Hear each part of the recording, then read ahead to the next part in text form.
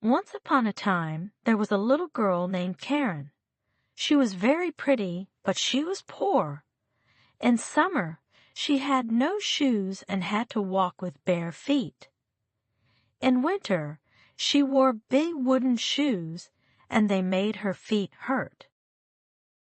An old lady lived in the village. She made a pair of red shoes from old cloth for Karen.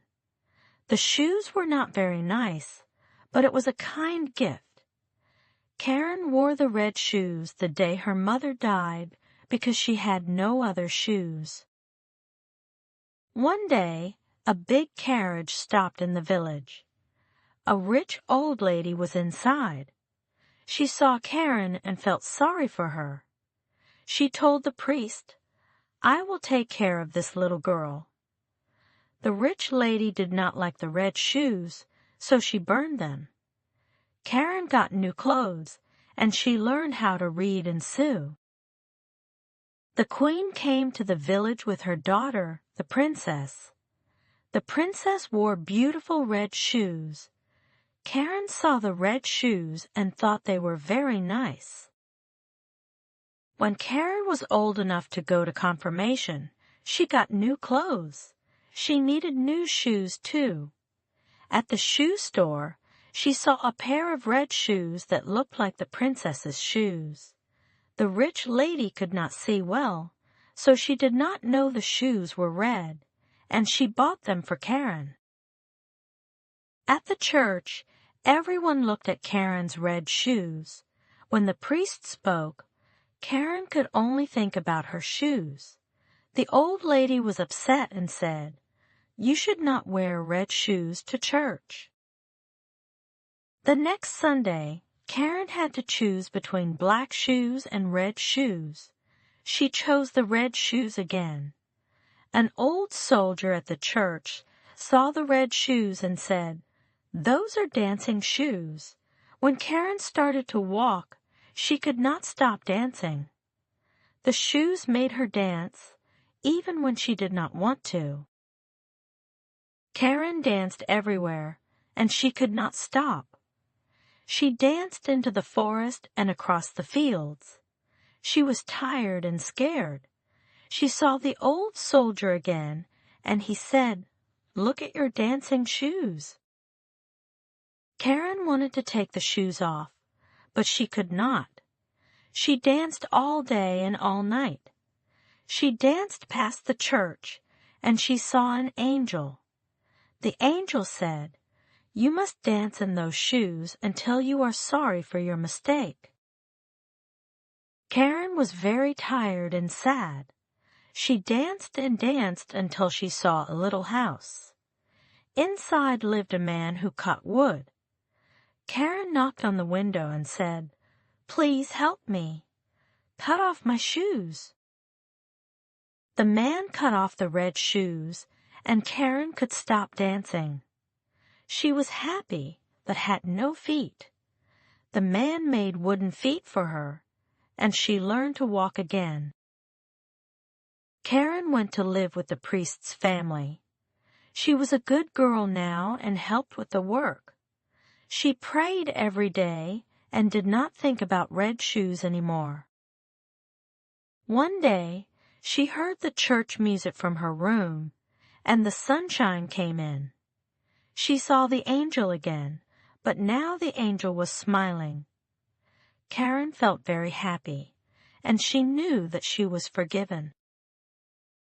Now Karen was at peace. She did not need red shoes because she had found happiness in her heart.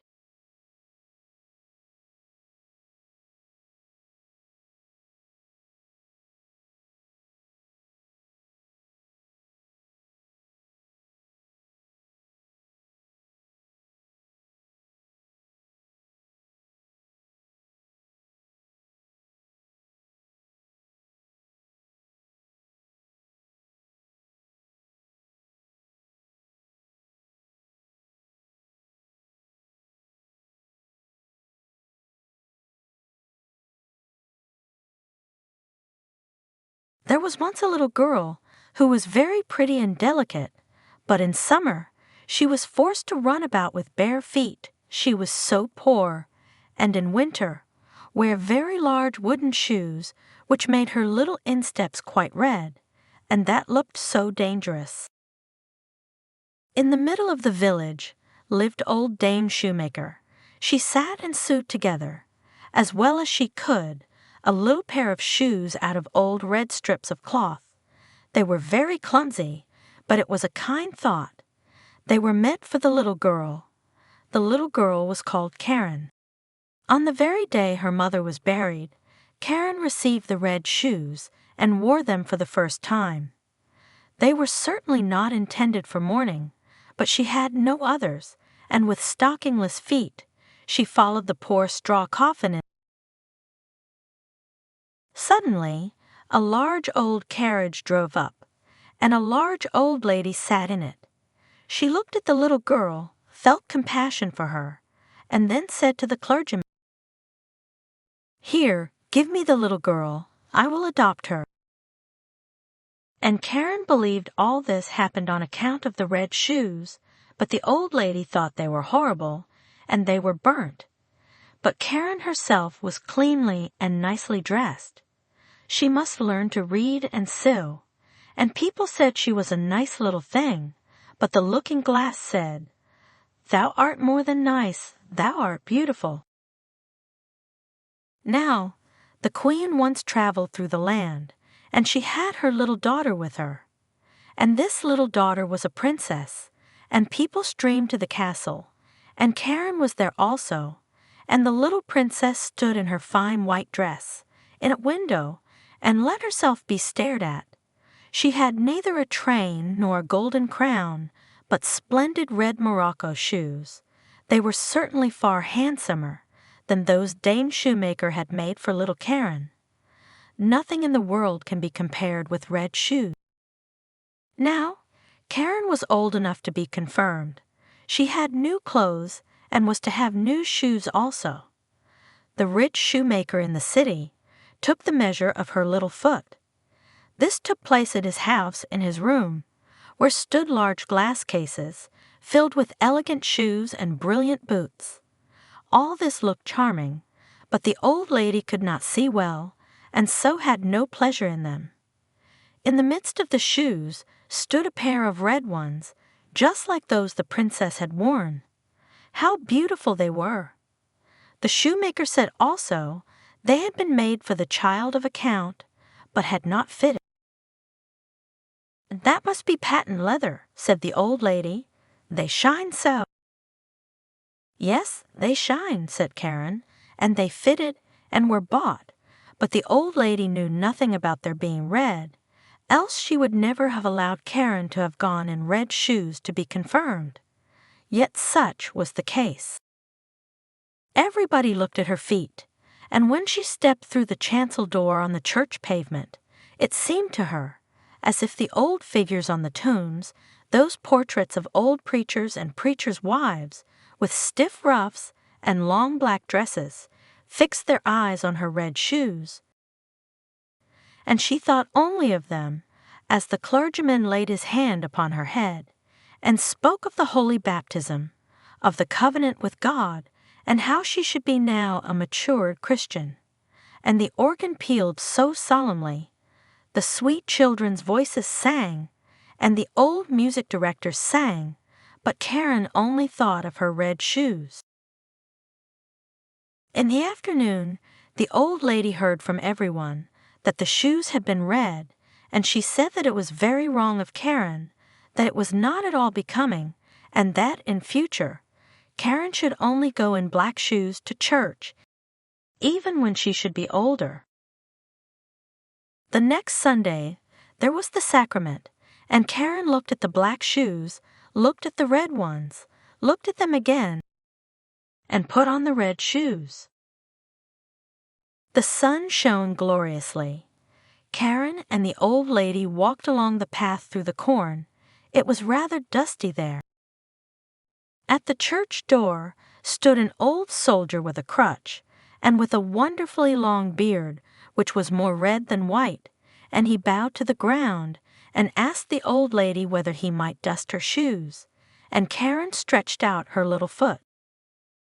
"See, what beautiful dancing shoes," said the soldier. "Sit firm when you dance." And he put his hand out towards the soles. And the old lady gave the old soldier alms and went into the church with Karen.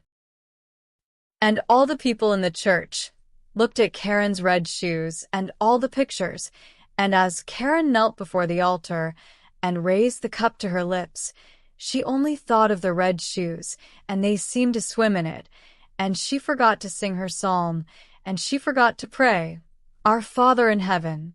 Now, all the people went out of church, and the old lady got into her carriage. Karen raised her foot to get in after her, when the old soldier said, "Look, what beautiful dancing shoes." And Karen could not help dancing a step or two, and when she began, her feet continued to dance. It was just as though the shoes had power over them. She danced round the church corner. She could not leave off. The coachman was obliged to run after and catch hold of her, and he lifted her in the carriage, but her feet continued to dance, so that she trod on the old lady dreadfully. At length, she took the shoes off, and then her legs had peace. The shoes were placed in a closet at home, but Karen could not avoid looking at them.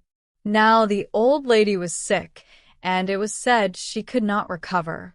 She must be nursed and waited upon, and there was no one whose duty it was so much as Karen's.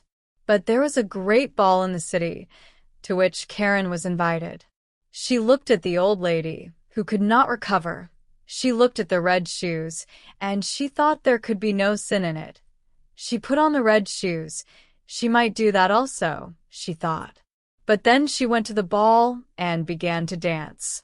When she wanted to dance to the right, the shoes would dance to the left, and when she wanted to dance up the room, the shoes danced back again, down the steps, into the street, and out of the city gate. She danced, and was forced to dance straight out into the gloomy wood. Then it was suddenly light up among the trees, and she fancied it must be the moon, for there was a face, but it was the old soldier with the red beard. He sat there, nodded his head, and said, "Look, what beautiful dancing shoes." Then she was terrified, and wanted to fling off the red shoes, but they clung fast, and she pulled down her stockings, but the shoes seemed to have grown to her feet. And she danced, and must dance, over fields and meadows, in rain and sunshine, by night and day. But at night it was the most fearful. She danced over the churchyard, but the dead did not dance. They had something better to do than to dance. She wished to seat herself on a poor man's grave, where the bitter tansy grew, but for her there was neither peace nor rest, and when she danced towards the open church door, she saw an angel standing there. He wore long, white garments. He had wings which reached from his shoulders to the earth. His countenance was severe and grave, and in his hand he held a sword, broad and glittering. "Dance shalt thou," said he. "Dance in thy red shoes till thou art pale and cold, till thy skin shrivels up and thou art a skeleton. Dance shalt thou from door to door, and where proud, vain children dwell, thou shalt knock, that they may hear thee and tremble. Dance shalt thou." "Mercy," cried Karen. But she did not hear the angel's reply, for the shoes carried her through the gate into the fields, across roads and bridges, and she must keep ever dancing. One morning, she danced past a door which she well knew. Within sounded a psalm. A coffin, decked with flowers, was borne forth. Then she knew that the old lady was dead, and felt that she was abandoned by all, and condemned by the angel of God. She danced, and she was forced to dance through the gloomy night. The shoes carried her over stack and stone. She was torn till she bled. She danced over the heath till she came to a little house. Here She knew, dwelt the executioner, and she tapped with her fingers at the window and said, "Come out, come out. I cannot come in, for I am forced to dance." And the executioner said, "Thou dost not know who I am, I fancy? I strike bad people's heads off, and I hear that my axe rings." "Don't strike my head off," said Karen. "Then I can't repent of my sins. But strike off my feet in the red shoes." And then she confessed her entire sin, and the executioner struck off her feet with the red shoes, but the shoes danced away with the little feet across the field into the deep wood. And he carved out little wooden feet for her and crutches, taught her the psalm criminals always sing, and she kissed the hand which had wielded the axe, and went over the heath. "Now I have suffered enough for the red shoes," said she. "Now I will go into the church that people may see me." And she hastened towards the church door, but when she was near it, the red shoes danced before her, and she was terrified and turned round. The whole week she was unhappy and wept many bitter tears, but when Sunday returned, she said, "Well, now I have suffered and struggled enough. I really believe I am as good as many a one who sits in the church and holds her head so high." And away she went boldly, but she had not got farther than the churchyard gate before she saw the red shoes dancing before her, and she was frightened and turned back and repented of her sin from her heart. And she went to the parsonage and begged that they would take her into service. She would be very industrious, she said, and would do everything she could. She did not care about the wages, only she wished to have a home and be with good people. And the clergyman's wife was sorry for her and took her into service, and she was industrious and thoughtful. She sat still and listened when the clergyman read the Bible in the evenings. All the children thought a great deal of her, but when they spoke of dress and grandeur and beauty, she shook her head. The following Sunday, when the family was going to church, they asked her whether she would not go with them, but she glanced sorrowfully, with tears in her eyes, at her crutches. The family went to hear the word of God, but she went alone into her little chamber. There was only room for a bed and chair to stand in it, and here she sat down with her prayer book, and whilst she read with a pious mind, the wind bore the strains of the organ towards her, and she raised her tearful countenance and said, "O God, help me." And the sun shone so clearly, and straight before her stood the angel of God in white garments, the same she had seen that night at the church door, but he no longer carried the sharp sword, but in its stead a splendid green spray, full of roses. And he touched the ceiling with the spray, and the ceiling rose so high, and where he had touched it there gleamed a golden star. And he touched the walls, and they widened out, and she saw the organ which was playing. She saw the old pictures of the preachers and the preachers' wives. The congregation sat in cushioned seats and sang out of their prayer books. For the church itself had come to the poor girl in her narrow chamber, or else she had come into the church. She sat in the pew with the clergyman's family, and when they had ended the psalm and looked up, they nodded and said, "It is right that thou art come."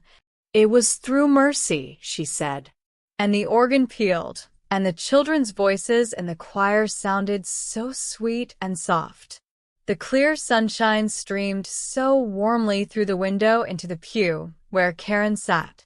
Her heart was so full of sunshine, peace, and joy that it broke.